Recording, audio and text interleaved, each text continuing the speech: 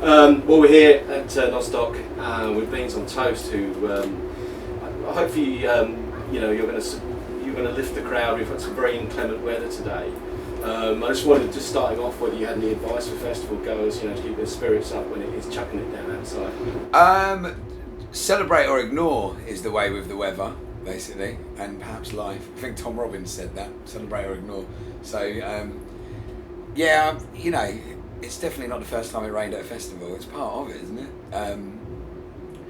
I think it brings out the best in people, actually, or it just proves who the kind of wimps are. So, just ignore it. Just carry on as you were. That's been my advice. I mean, you've got extensive. I mean, you once wrote a song called "I Can't Get a Gig at Glastonbury," and I think you've played. Is it right that you played there every year? I've been going every year since I was 16. Hey, I guess I've been playing for like the last 10 years or something. I've been, festivals are kind of in my blood, it's kind of why I do this still to this day. It's just so I can get in for free and kind of hang out. So, you played multiple gigs at this year's Glastonbury, I understand, is it?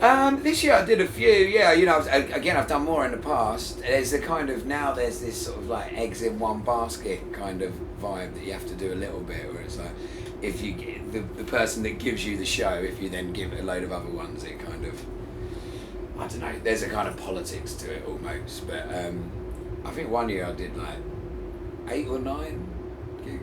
Wasn't on the lineup once, but on every chalkboard across the whole site, basically. I read you played recently at the Vancouver Folk Festival, and that you did a workshop there. How did that? Yeah, well, I did. It was last weekend, and it's completely lost in translation, because what they call a work, I didn't know what I was doing. I was signed up for 4 workshops and had nobody tell me anything about what was going on until we got there. They use workshop in a completely different way in the Canadian festival circuit. It basically is, I guess we'd call it like a jam session. Not that they happen very often at festivals, but there's 3 or 4 songwriters on stage at the same time, and a host, and like someone plays a song and then they introduce the next band, and you basically sit on stage and watch other bands and sort of, I'd say, pass the guitar around, but everybody brings their own guitars. But it was great. It was a really beautiful, interesting festival, and it does a lot of things differently than I'd seen before. That is a really good way for people to play to a bigger crowd, like, because there's, if there's 4 people on stage that are going to draw up some people to look at the stage, you're all of a sudden playing to bigger crowds, and everybody does a load, and then you play your shows on the Sunday, and people have heard a bunch of songs. It's also quite weird sitting on stage and watching other people play songs. I've never watched people. I've never paid so much attention in my life. You said about sort of getting lost in translation. Does your style sort of go across well when you've played in other countries?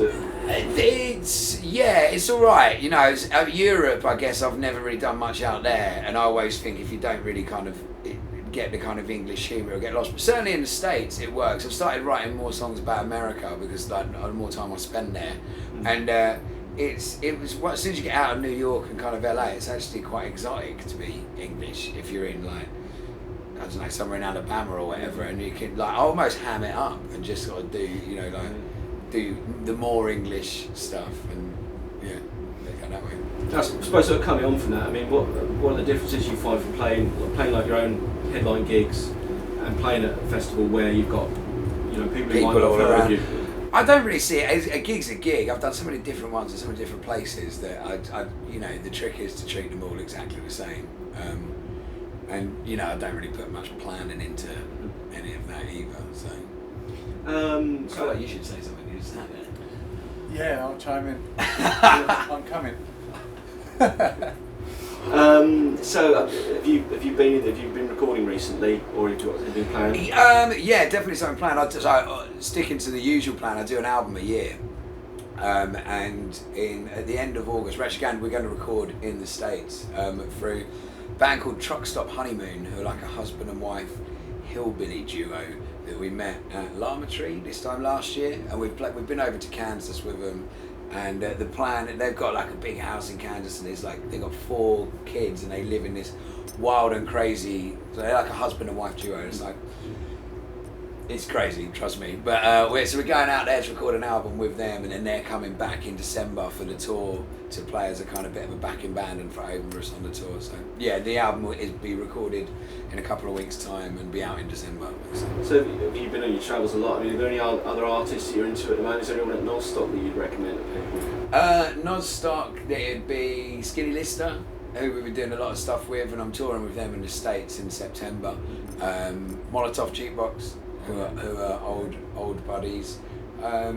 Who's playing today? Mouse Outfit. I'm a big fan of them guys, Manchester hip hop guys. Who else? I don't know who else is playing. De La Soul, always fun. De La Soul and the kind of, I would say Wu-Tang, but as we mentioned, probably best they weren't playing. Probably best they weren't playing. Canada, To be honest, we found what's it, Old Man Ludica. Old Man, yeah. And Appalachia Rising from Vancouver, fantastic. And Perch Creek, but just Perch Creek. Creek. They're Australian family band that would go down a treat here for booking next and year. Marlon Williams as well. And I actually was doing my research this morning and was looking at this guy Clarence Clarity, who I think just played, who was amazing. His video was insane.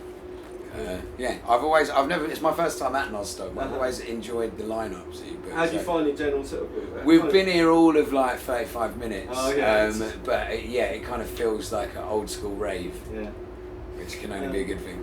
One last thing, is because we've got this sci-fi theme. One question we're asking everybody is, what sci-fi film would you most likely have done the score for? Day of the Triffids. The first version of it. I'm hard pushed to think of a I'm not sci-fi into sci-fi at all. movie, let alone one that would. I think we'd only make it worse by not Mars really. Attacks. Wouldn't be able to do it. It'd be just like a G, C, and D all the way through. Like, the most boring sci-fi movie ever. I can't even think of one, so we'll go with whatever he said. Yeah, Day of the Triffids. So you're about to play a little session for us. Can you tell us what you're going to play? We're going to do a tune that we could kind of do a practice in. This was actually written for Camp Festival, which I guess is this weekend as well. And we was asked, we wouldn't be an obvious booking for a family festival, but they asked us to come, and they said also asked us to get involved with a charity called Go Wild, which was about children getting back to nature and reconnecting with nature. And they asked me if I could write a song for the kind of program, and it sounded like a decent thing. So I went out that day, and turns out there was like a nature reserve, like 20 minutes walk from my house. And me and my girlfriend went there, and we had like the greatest day. It felt like we needed to reconnect with nature, not just the kids. So I wrote this song and kind of sent it back with a little thank you note attached, just being like, thanks for such a great day. I would have been sat at home watching shit on Netflix. But, so yeah, that's the song. Great, thanks a lot. Cheers.